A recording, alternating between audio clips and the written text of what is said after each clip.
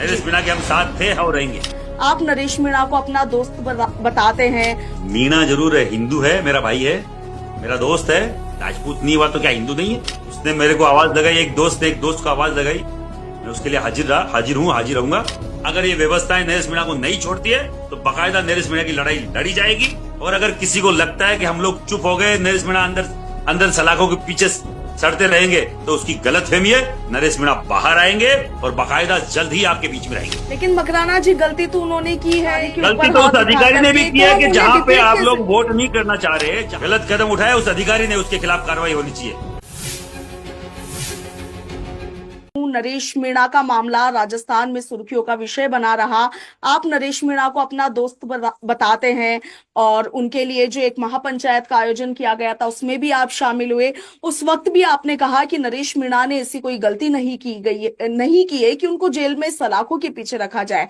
क्या कहिएगा, अभी भी वो जेल में सलाखों के पीछे है, किसी तरह की जमानत उन्हें मिल नहीं पा रही है? मैं यही बोल रहा हूं बार बार, बटेंगे तो कटेंगे, एक रहेंगे तो सेफ रहेंगे।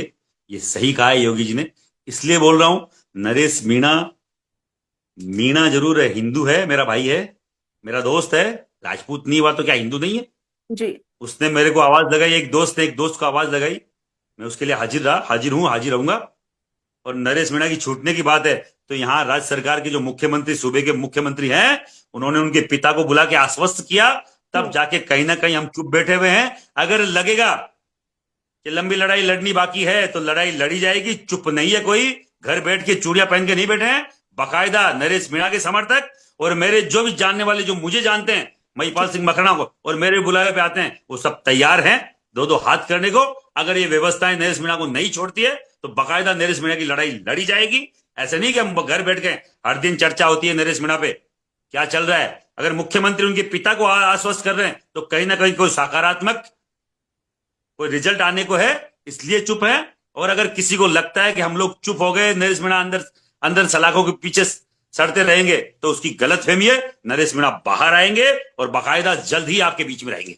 लेकिन मकराना जी, गलती तो उन्होंने की है, एक सरकारी कर्मचारी के गलती ऊपर तो हाथ उस अधिकारी ने भी की है कि जहां पे आप कैसे? लोग वोट नहीं करना चाह रहे, जहां पे एक पूरा गांव वोट का विरोध कर रहा है कि हम लोग इस विधानसभा में वोटिंग करना ही नहीं चाहते, तो वो कौन सा आरएस अधिकारी है, उसकी क्या इतनी पावर है कि वो जबरन वोटिंग करवा देगा?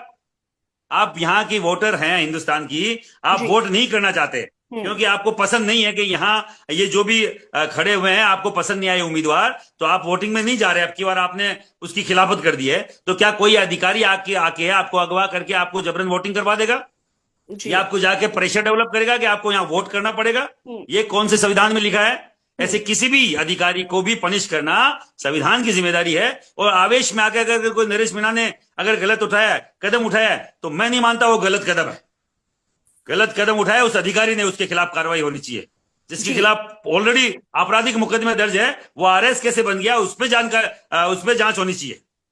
नरेश मीणा का इतना बड़ा अपराध नहीं था, एक जनप्रतिनिधि होने के कारण से वो अपने जनता की आवाज को लोगों के सामने रख रहा था। तो कोई अधिकारी का इतना कोई पावर नहीं बनता कि वहां जाके नरेश मीणा को वो रोके या कुछ ऐसा करे जो ये गलत, सीधा सा है। अगर कोई गलत करेगा वो भुगतेगा। आवेश में आके उन्होंने अगर कोई गलत कदम उठाया तो मैं नहीं बोलता कि वो जनता के लिए जो कोई भी कदम, जनता, ये राजतंत्र नहीं, ये लोकतंत्र है।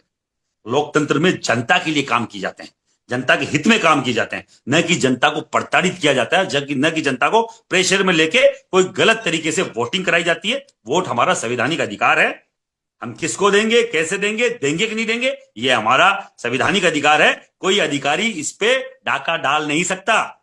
नरेश मीणा के हम साथ थे और रहेंगे। जी जी, चलिए महिपाल सिंह जी, बहुत बहुत शुक्रिया हमारे साथ जुड़ने के लिए।